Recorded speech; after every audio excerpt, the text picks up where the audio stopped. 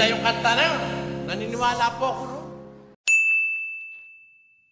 Magandang araw po sa inyong lahat, Sir JR po ng Usap-Usap University at sa ating episode na naman po, very special episode dahil tayo ay maghihimay, mag-aanalisa ng mga debate, ng mga argumentasyon at sa ating episode ngayon, isa na namang rare episode at alam niyo na po yan kung kanino galing, kay Brother Clark. So Brother Clark, maraming salamat as always sa pagpo-provide po ng mga rare na mga videos. So hindi ko pa po ito napapanood. Ito nga po isang rare video and you will have a shared viewing experience with me. Sabayan niyo po ako na panoorin ito. Pero sa pag-aanalisa po sa aking konting background, ako po ay dating university debater sa loob po ng 3 taon. Ako rin po ay nagdebate sa ABS-CBN News Channel, kalaban ko Lasal at FEU, at ako ay isang miyembro ng isang international public speaking organization, ang Toastmasters International. So ano pang hinihintay natin? Let's watch this video together. Let's go. Geraldine Galario, isang Katoliko. Gusto ko lang pong malaman kung bakit po hindi pinagdiriwang ang Kapaskuhan sa dating daan. Kami may Pasko, kapatid. Kaya lang, hindi namin ipinagdiriwang ng 25 ng Disyembre. Alam mo kasi kung bakit? Kasi yung 25 ng Disyembre, yun Pasko ng Pagano. Yun ay pagdiriwang ng pagano noong unang-una pa sa pagan Rome. Basahin natin ang Catholic Encyclopedia. Mismo mismong Katoliko ang gumawa nito, may permiso ito ng pare. Ang Catholic Encyclopedia, Volume 2, page 607. Pakibasa. Christmas. The feast of the Savior's birth is called Christmas, the Mass of Christ. It is celebrated on December 25 and is one of the main feasts of the liturgical year. The actual date of the Lord's birth is unknown, and its commemoration was generally included in the Feast of the Manifestations, Epiphany, Ayan. January 6. Gusto ko napansinin nyo, sabi ng Katoliko, the actual date of the Lord's birth is unknown. Hindi po mababasa sa Biblia na si Kristo pinanganak ng 25 ng Disyembre. It's unknown. Pero ano nangyari? Bakit naging 25 ng Disyembre? Tuloy natin. History. In about the year 330, however, the church in Rome definitely assigned December 25 for the celebration in order to honor Christ, the light of the world, and the true Son of justice. This was the day which had been dedicated in pagan Rome. Okay, before that, very interesting for me. While I understand it's light of the world, you are the light of the world, we hear this from some songs, but it's actually my first time, mga ka-U3, the Son of Justice, the true Son of Justice. So for Catholics there, maybe, especially sa mga theologians po na nanonood, dahil alam po natin yan na marami po tayong mga, kumbaga from all walks of life po, ang ating viewers po ng Usap-Usap University. So baga, medyo maalam po sa Catholic po na mga theologies and principles, maybe you can tell us a little bit, bakit tinawag si Jesus na Son of Justice? Hindi Son S-O-N, but Son, na araw ng hustisya. To the feast of the Sun God, and had been called birthday of the unconquered Sun. Kita nyo? Yan palang original 25 de Disyembre. This was the day which had been dedicated in pagan Rome to the feast of the Sun God. Yung Diyos-Diyusan nilang sa Roma na araw, yun ang kanilang pinagdiriwang 25 ng Disyembre.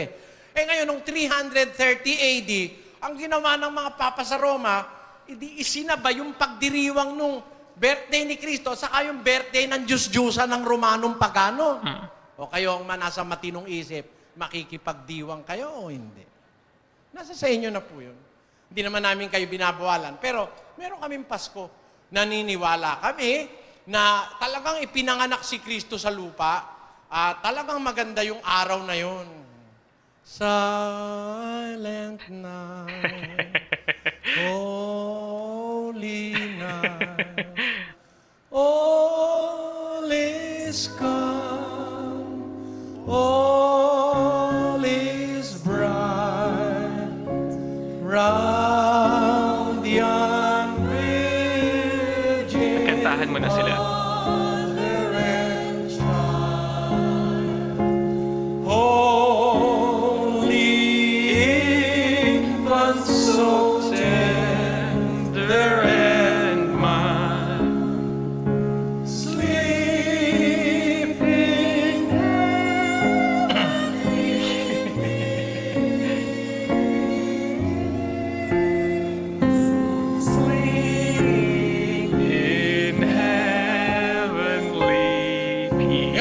Maganda yung kanta na yun.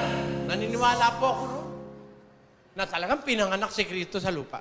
Pero kung titignan mo po sa Biblia, nung ipanganak siya, hindi Disyembre.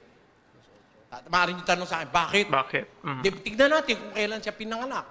Lucas 2, versikulo 7. At kanyang ipinanganak ang panganay niyang anak na lalaki. At ito'y binalot niya ng mga lampin at inihiga sa isang pasabsaban, sapagkat wala ng lugar para sa kanila sa tuluyan. At may mga pastor ng tupa sa lupain ding yaon na nangasaparang, na pinagpupuyatan sa gabi ang kanilang kawan. Gusto ko po pansinin nyo, nung ipanganak pala si Kristo, meron palang pastor dun sa ano? Sa lupain. Sa lupain na yun, kung saan siya pinanganak. Yung mga pastor nasa labas ng parang, nasa bukid.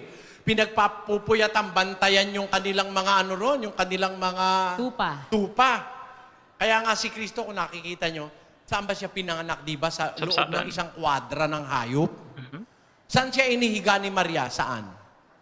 Sa pasabsaban. Di ba sa manger? Oh, bakit? Wala kasing hayop sa loob. Ang mga hayop nasa labas. Pinagpupuyatan ng kanilang mga pastor, pinapakain sa labas. Disyembre po ba yan? Pagka po Disyembre, malamig. Sa Bethlehem ng Judea, may yelo. Wala naman yung pastor, katakot-takot ang yelong nakalatag, ilalabas niya yung kanyang mga tupa sa kwadra at pagpupuyatan doon. Ano kakainin ng mga tupa? Halo-halo? Hindi naman ganun eh. Ano ba kinakain ng tupa? Damo. Ano po? Damo. So, nung ilabas ng mga pastor yung mga tupa, may damo wala? Meron. Hindi Disyembre. Amen? Amen. Kasi pag Disyembre, puro damo. Tama o hindi? Yelo. Kaya ito pong kantang ito, kakanta ko uli. Ito maganda sana eh, pero biglang-biglang bumaksak eh. Alam niyo yung ano yun?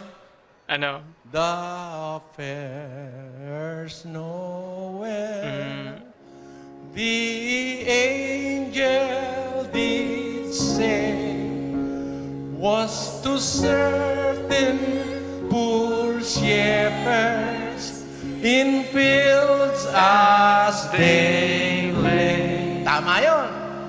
In fields where they lay in keeping their sheep. Tama rin yun. Dahil nasa labas nga sila eh. Ang mali, ito isusunod. On a cold winter night that was so deep. Biro mo, a cold winter night that was so deep. Di puro yelo nun. Sinong pastor? Ilalabas niya yung kanyang mga tupay, puro yelo naman, at siya naman ay manginginig din sa ginaw sa labas. Noel, Noel, Noel, Noel,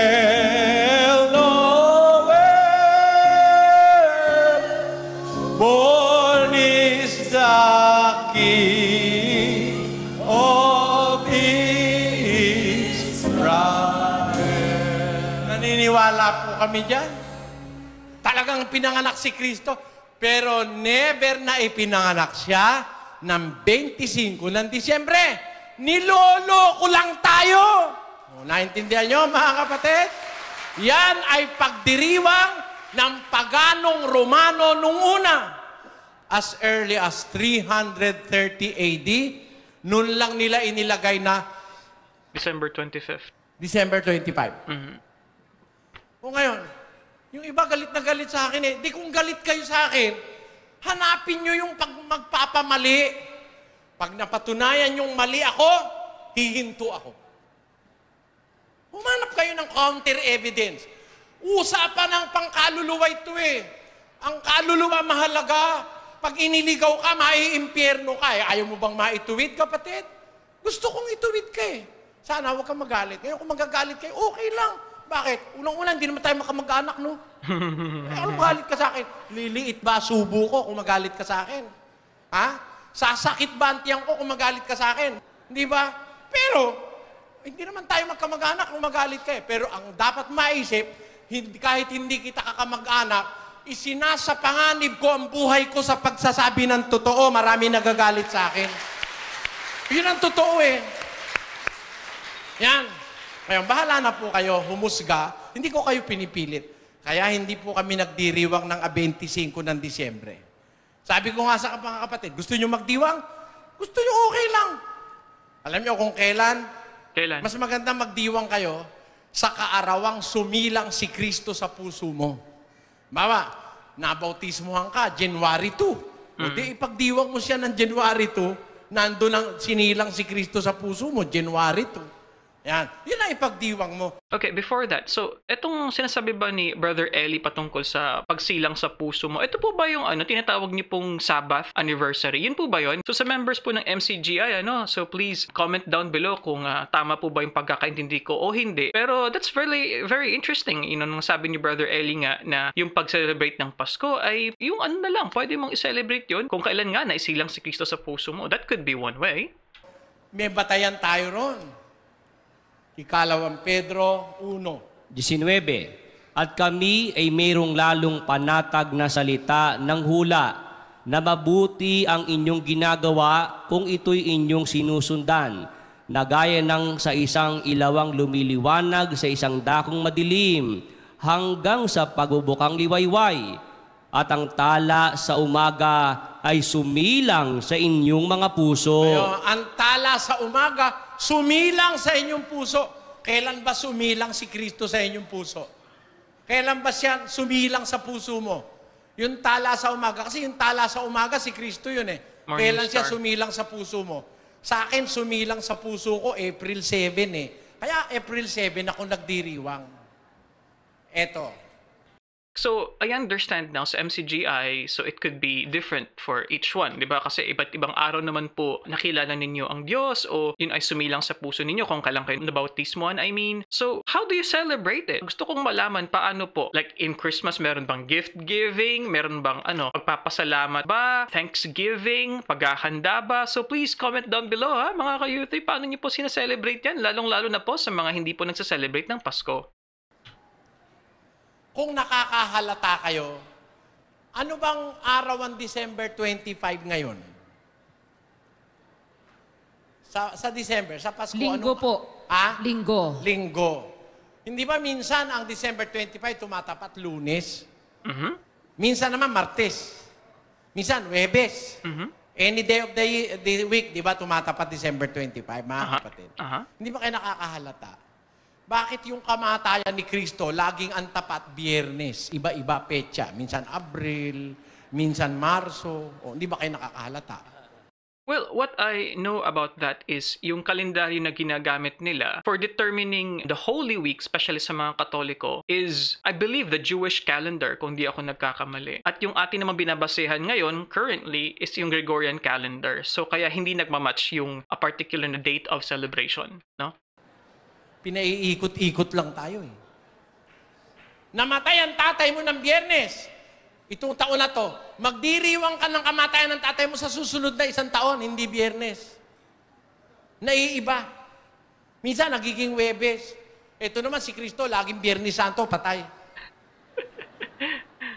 Nakakahalata na kayo, mga kapatid. Nasa sa inyo na yan. Nasa sa inyo na. Okay. Okay na po. kapatid?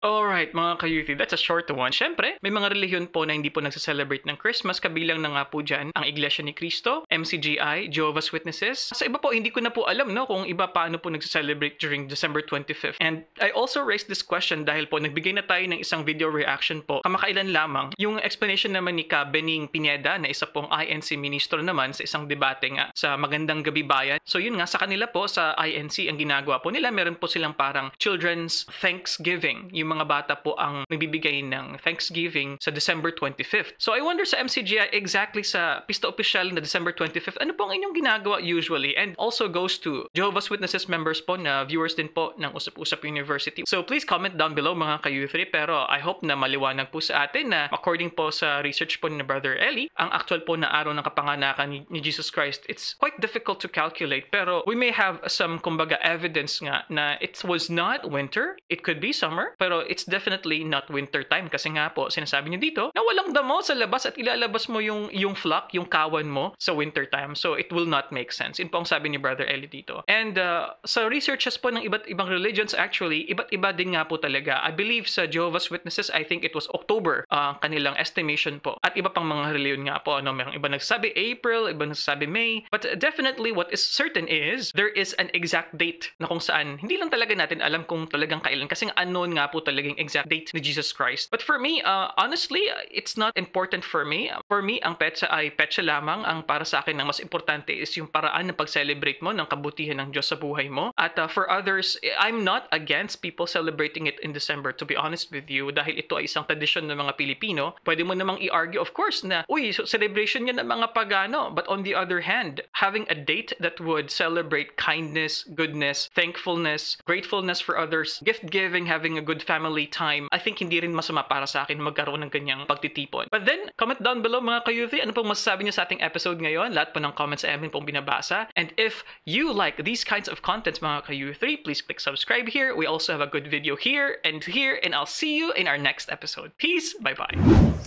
Bro Clark, as promised, nandito na yung video greeting mo. Medyo delayed kasi nandito na ako ngayon sa Turkey. Gusto kitang batiin sa yung Sabbath anniversary.